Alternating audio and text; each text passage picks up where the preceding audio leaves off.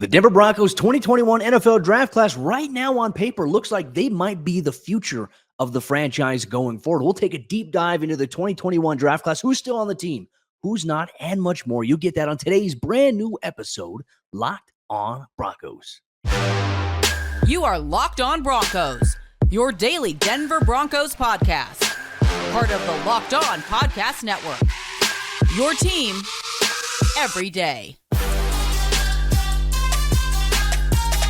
What's happening, Broncos Country? Welcome into a brand new episode of Locked on Broncos, your daily Denver Broncos podcast, part of the Locked on Podcast Network, your team every day. Thank you so much to everybody in Broncos Country for taking time out of your day, making Locked on Broncos your first listen of the day every single day. Make sure you subscribe for free on YouTube or wherever you get your podcast so you never miss out on an episode as soon as it's made available. And a special shout out to all the everydayers out there who listen Monday through Friday every single day, all year long. I'm your host, as always, Cody Roark, Broncos reporter from Mile High Sports, joined alongside, as always, by my co-host, my good friend, Sayre Bedinger, site expert over there, predominantlyorange.com. And as we get ready for training camp to begin toward the end of July, more than likely, still waiting on the Broncos official announcement, we have some things we're going to go back and take a look at to set the table before we get into our training camp position previews. And I tell you what, as we talked about maybe last year's draft class, Sayre, in 2022, if you're an everydayer and you missed that, make sure you go check that out wherever you get your podcast. But today,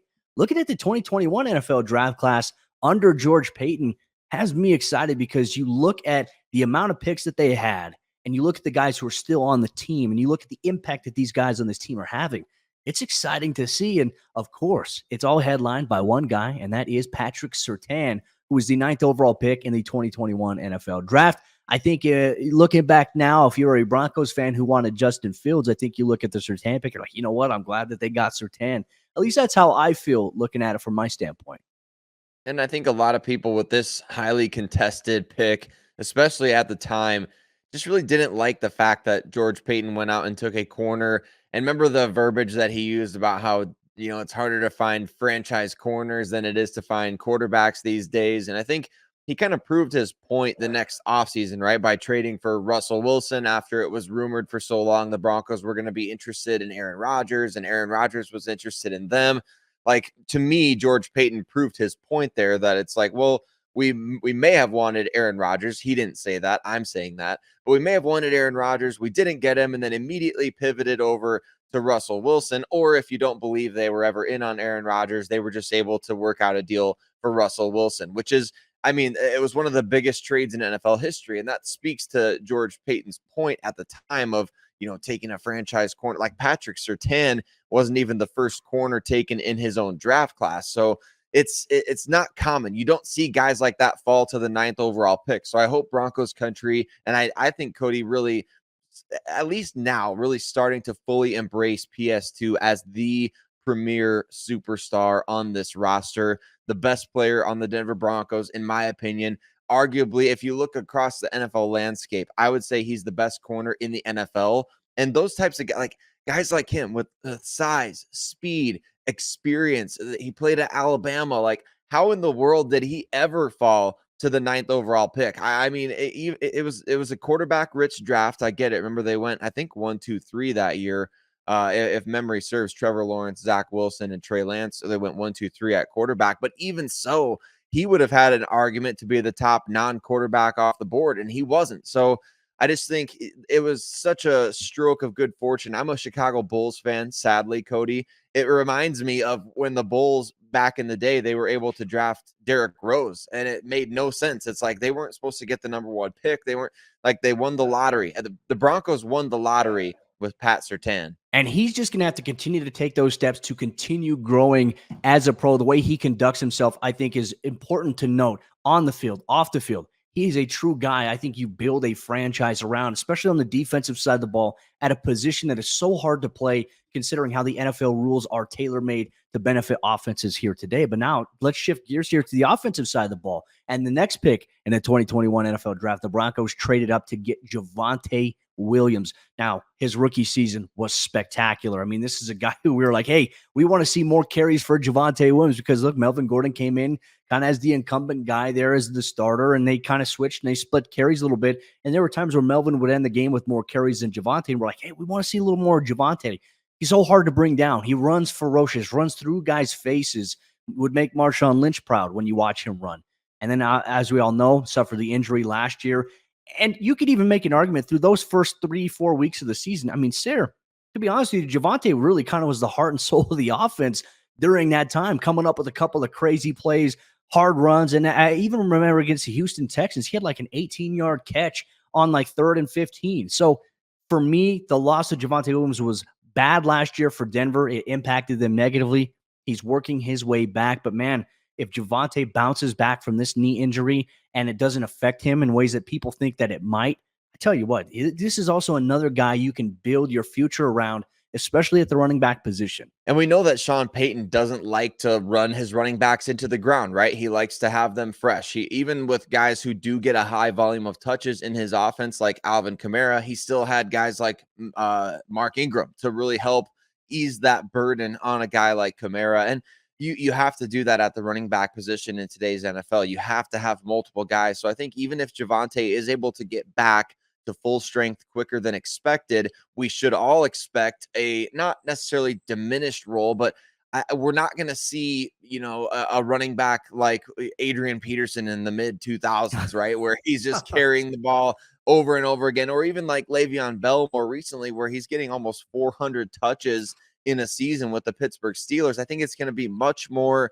mild in terms of Javonte. Hey, we're going to make sure that you're getting your touches. We're going to make sure you're involved in the offense, but we're going to keep you fresh. And so I don't know. I kind of thought early on in Javonte's career, Cody, I kind of felt like, man, this guy is going to turn out to be this bell cow, 350 touches a year type of back for the next 5 to 7 years, hopefully. And unfortunately, an injury like this just kind of derails those expectations a little bit. So I guess we'll kind of have to wait and see. We know running backs have come back effectively in recent years from major injuries, like Saquon Barkley. Obviously, he's looking very, very good these days after a major injury. So I'm not saying to count Javonte out, but I do think that, there's going to be a cap of what his involvement in this Sean Payton offense is going to be. But then again, I have absolutely no idea. Maybe Sean Payton's trying to pull the wool over our eyes and he's got me fooled. And I think as well, you look at Adrian Peterson, I think he kind of ruined the realistic expectations for ACL recovery for so many players. I think after you saw Adrian Peterson suffer the major knee injury he did, come back and almost, break the single season rushing record in the NFL, he fell several yards shy of that at the end of the regular season. But it's just like, okay, well, if Adrian Peterson can do it, this can do it. I don't think people realize. I think Adrian Peterson, if I'm not mistaken, went to Germany during his rehab time and did like stem cell therapy and things like that. Now, obviously, technology has advanced a little bit in the medical field, especially when it comes to ACLs. I mean, they're working on new surgical techniques that maybe reduce the amount of damage caused. Because, hey, look, I'll be very vivid here. If you've never had an ACL injury, if you get a new ACL, regardless if it's a cadaver, whether it's from your patella tendon, your hamstring, whatever it may be, one thing that they do is they drill into your femur to be able to create a hole so they can run the scope through to put your new ACL in. So you get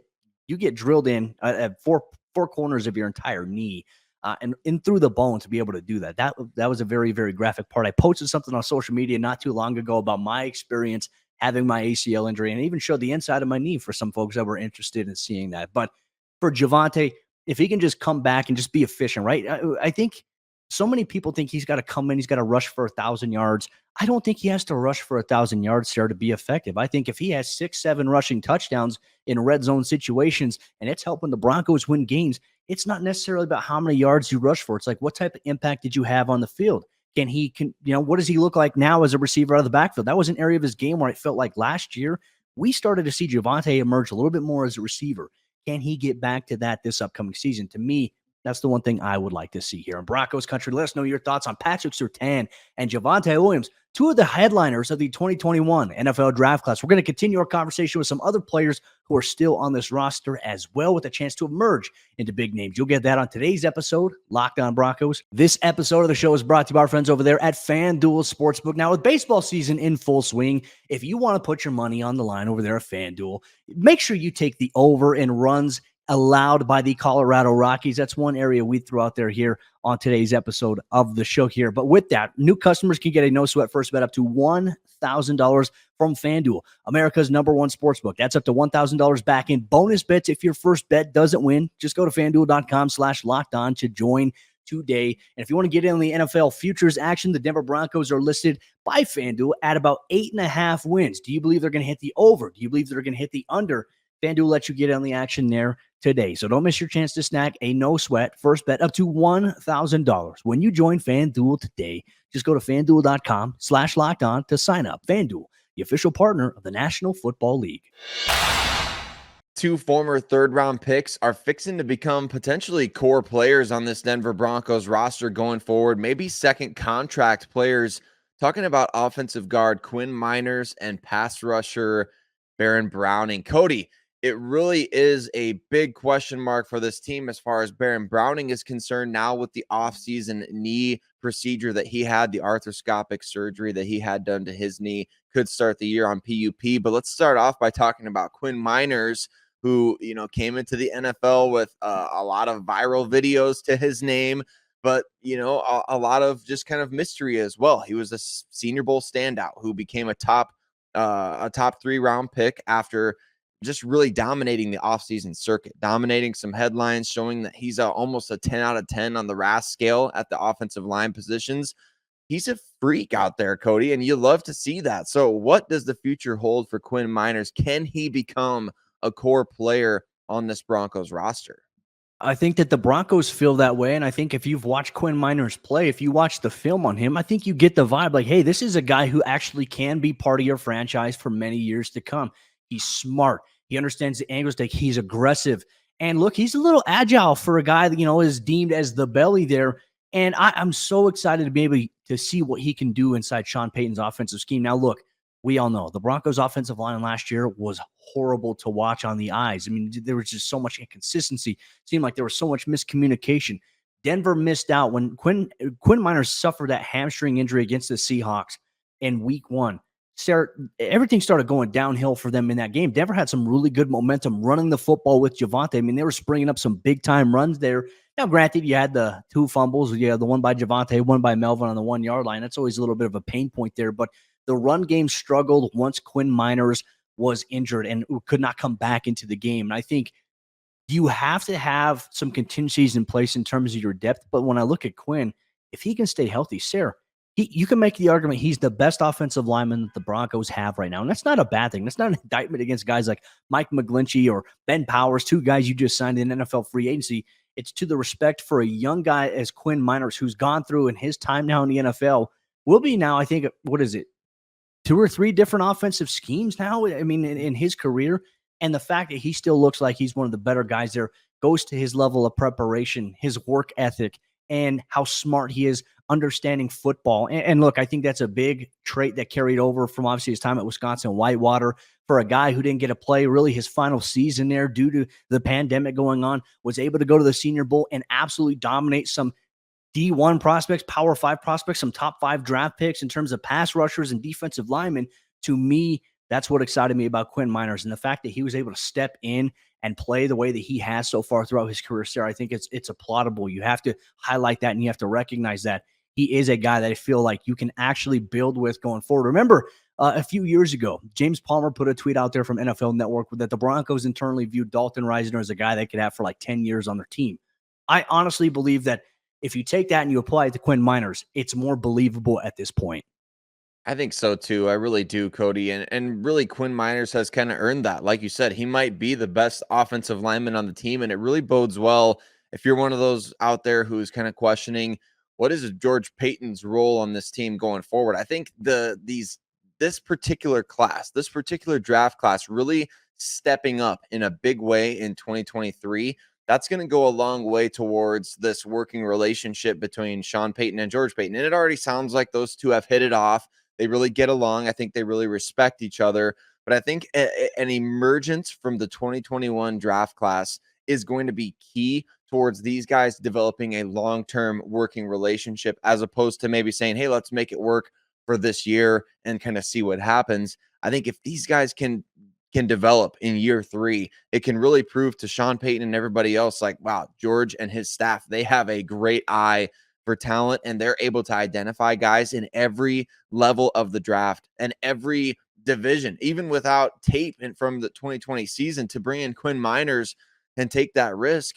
I mean, it bodes very well for George Paton, and it would certainly bode well for everyone involved in the Denver Broncos if Baron Browning can make his way back onto the field. And we want to see those sack dances. We want to see the explosiveness off the edge, but we also want to see consistency as an edge defender, not just a pass rusher. I called him pass rusher earlier for a reason.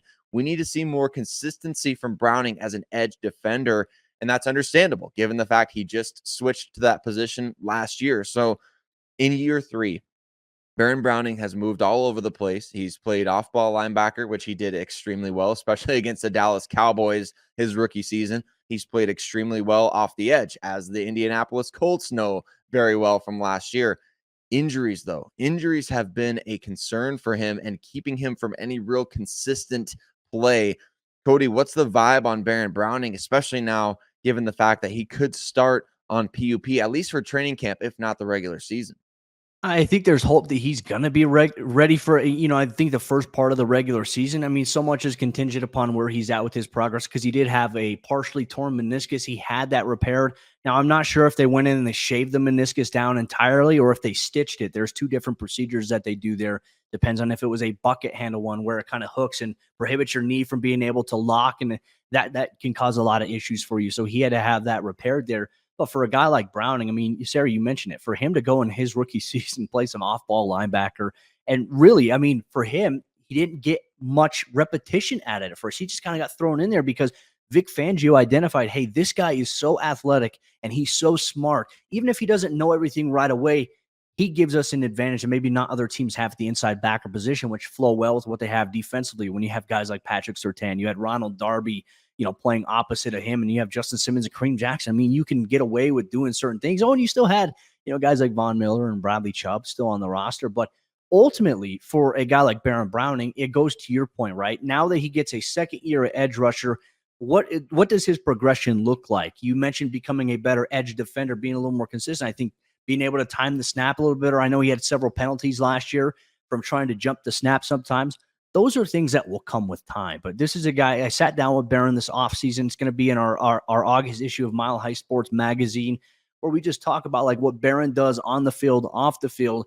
This is a guy who gets his body worked on all the time. But on top of that, I mean, he's just a laid-back guy, loves fashion. He's all about brotherhood.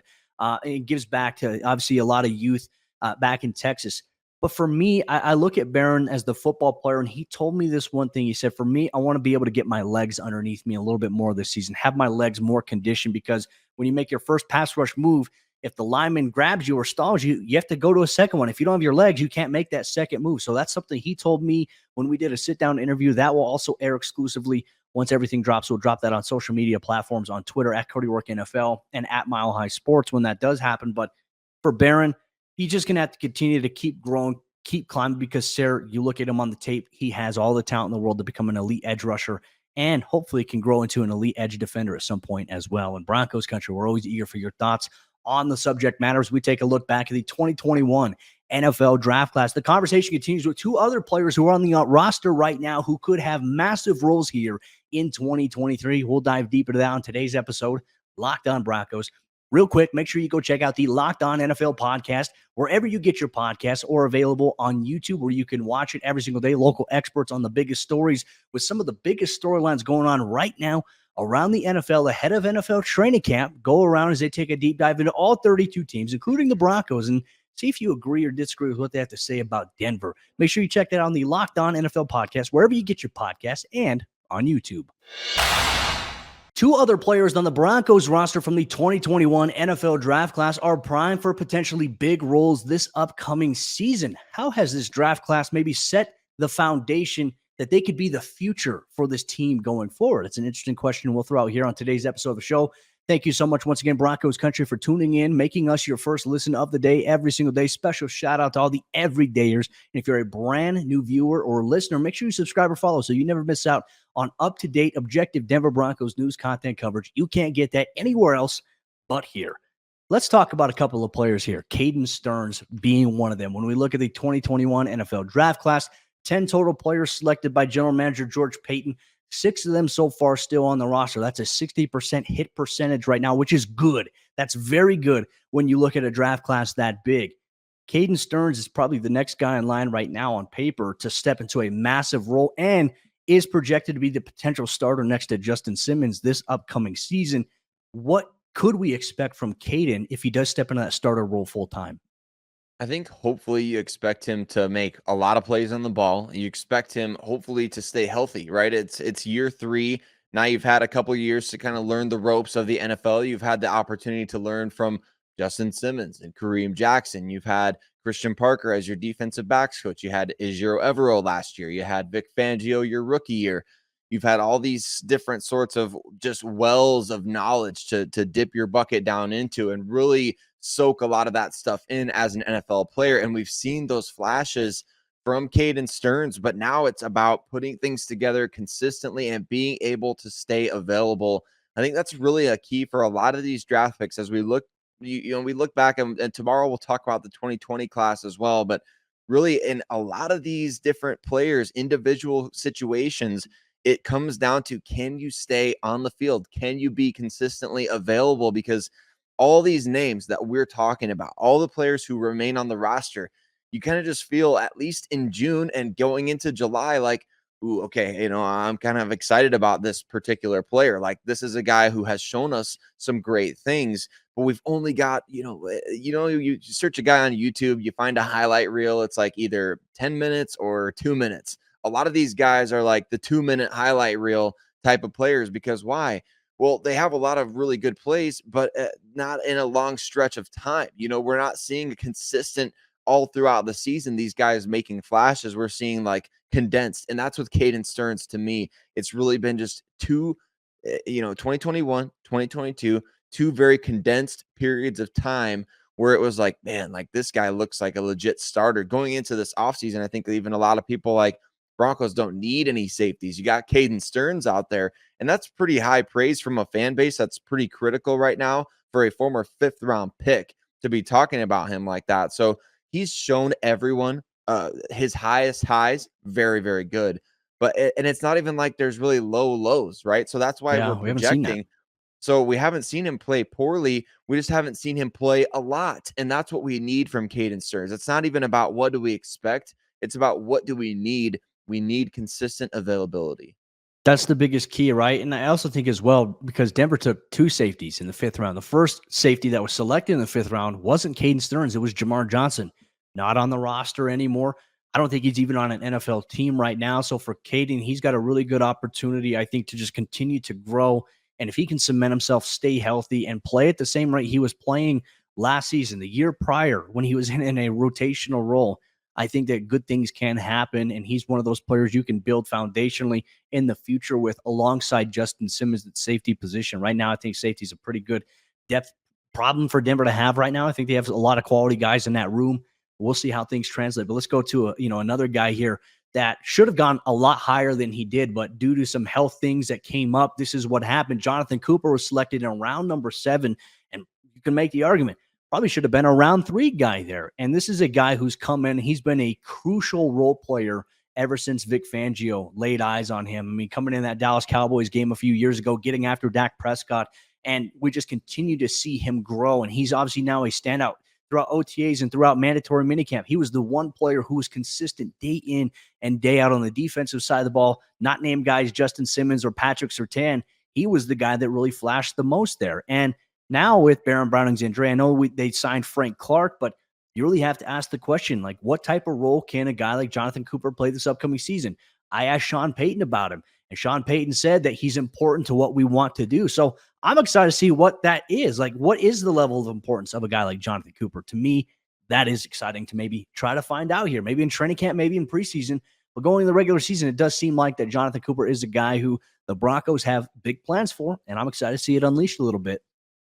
I think he's shaping up to become a fan favorite. I mean, I know a lot of fans already really like him, but I think now the switch to the 0 jersey and just the opportunity to play a little bit more, I think it's really going to endear him to the fan base, right? It's something that, okay, even something as simple and seemingly, insignificant as changing your jersey number, that's going to take you from being just another guy to now everybody's like, oh, who's 0 for the Broncos?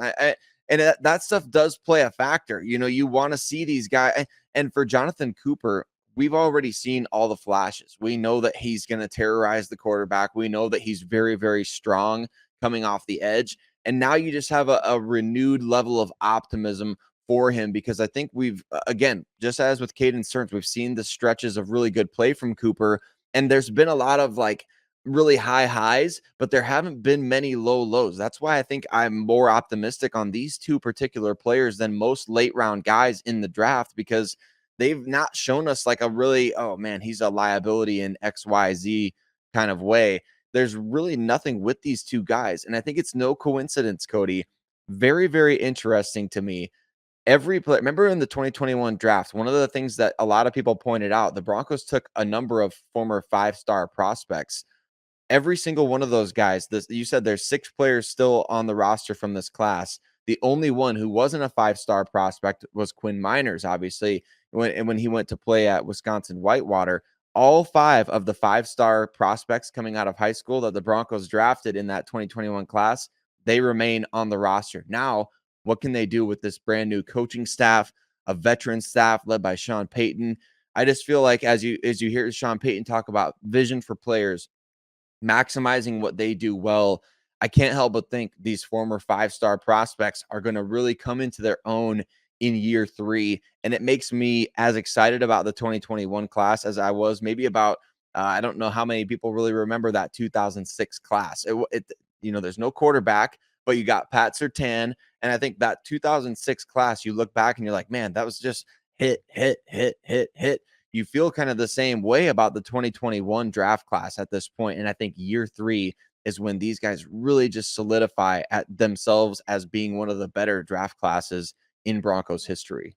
Broncos Country, how do you feel about the 2021 NFL draft class? Now that we have a little more information, a little bit more of a sample size, looking back on it, 6 out of 10 still on the roster and all primed to compete, and also put the Broncos in a position to be foundationally set for the next several years and potentially long-term down the road if there are second contract extensions handed out to some of these guys as their rookie deals are set to expire in the next couple of years. Let us know in the comments down below if you're watching on YouTube. Make sure you like the video. Subscribe as well. We are 100 followers or subscribers away from 10K on YouTube. Broncos Country means the world to us, so you take time out of your day to listen or to watch us. We love interacting with everybody. Make sure you interact with other members of Broncos Country in the comments as well. If you're listening wherever you get your podcast, it would mean the world to us if you'd go and leave us a 5-star review on Spotify or Apple Podcasts and tell us why you listen every single day. We appreciate you so much.